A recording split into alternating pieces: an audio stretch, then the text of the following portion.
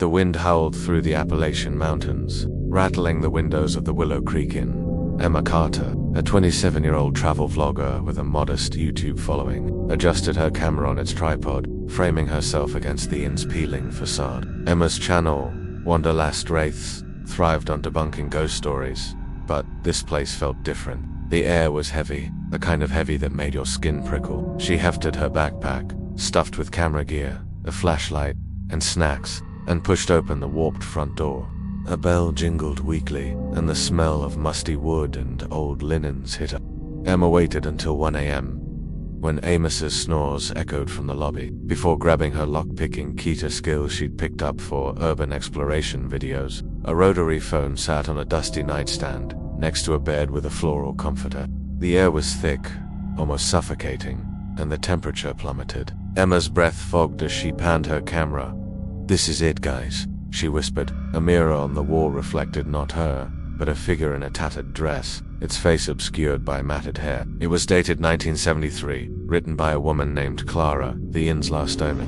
The letter described a deal made with an entity called the Keeper to save the inn from ruin. Amos stood at the end, younger, smiling. In the final shot, she narrates breathlessly, "I got out, but I don't know if I'm free." The video ends with a close-up of the guest book, her name glowing faintly, and a whisper, "Stay." "Welcome back, Miss Carter," he said. Emma ran, her footsteps echoing as the hallway stretched impossibly long. She burst into the lobby, only to find it empty, the guest book now blank except for her name. In exchange, one guest every decade would be trapped in room 13, their soul bound to the inn forever. Clara was the first, and Emma's name in the guest book marked her as the next.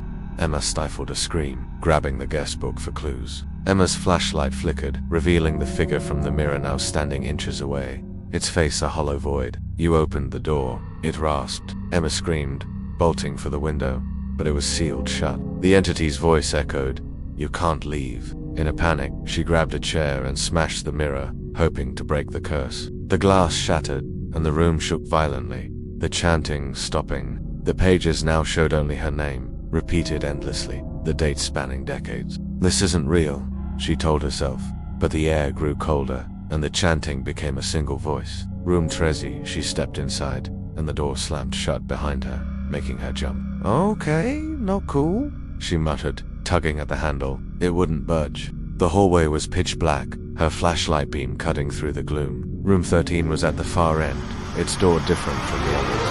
Heavy oak, with a brass number plate tarnished to nip. The lock was old, but it gave way after a few tense minutes of jiggling. The wooden sign above the entrance creaked, its faded letters barely legible under decades of grime.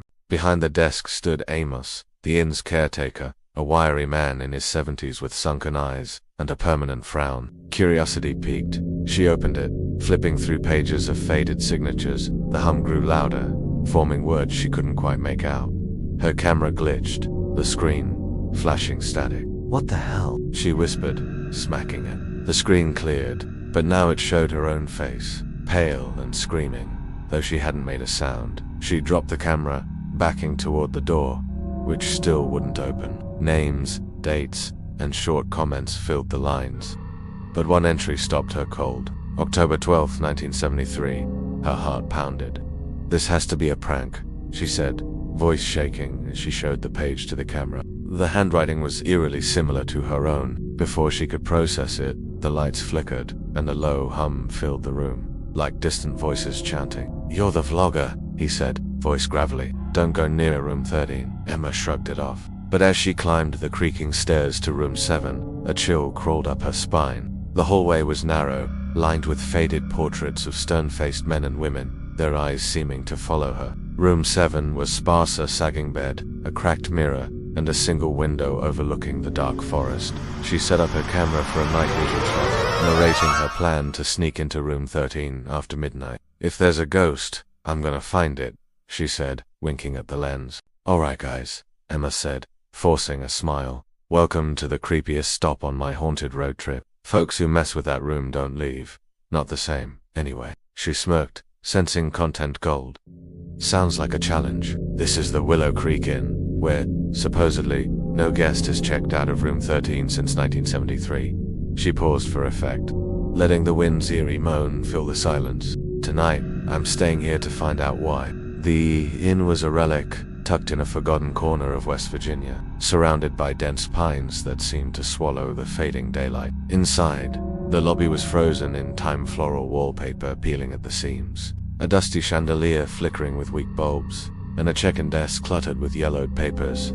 Emma raised an eyebrow, already filming. Why not? That's the whole reason I'm here. Amos leaned forward, his fingers gripping the counter.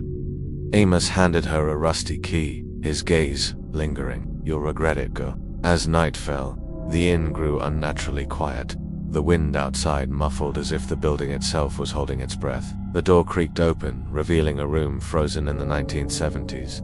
Her flashlight landed on a leather-bound guest book on a small desk. A shadow moved in the corner of her vision. She spun, but nothing was there. The room seemed to shift, the walls pulsing faintly, as if alive. Desperate Emma rifled through the desk, finding a hidden drawer with a crumpled letter. The lights went out, plunging the room into darkness. A faint light appeared under the door. Emma yanked it open, stumbling into the hallway, which now looked pristine, like it was 1973. As dawn broke, Emma fled the inn, her camera still recording.